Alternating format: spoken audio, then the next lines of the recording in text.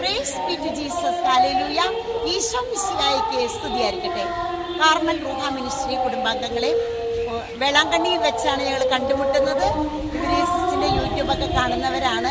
ഇവിടെ വരുമ്പോൾ യൂട്യൂബ് ചാനലിലെ സിസ്റ്റർ എന്ന് പറഞ്ഞ്, പ്രാർത്ഥിക്കുന്ന സിസ്റ്റർ എന്ന് പറഞ്ഞ് എല്ലാവരും ഓടി വരാറുണ്ട്. അങ്ങനെ ഓടി വന്നപ്പോൾ എല്ലാവരുടെയും ഒരേപോലെ മുഖച്ഛായ.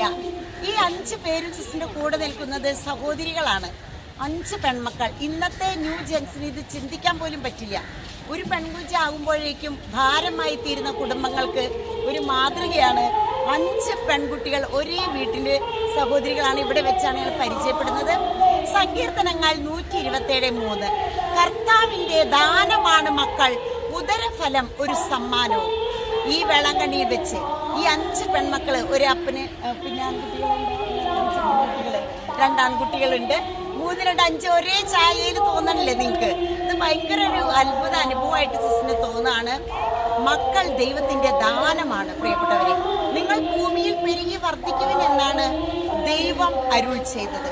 ഇത് തന്നെയാണ് ഈ കാലഘട്ടത്തിൽ നമ്മളോടും പറയുന്നത്.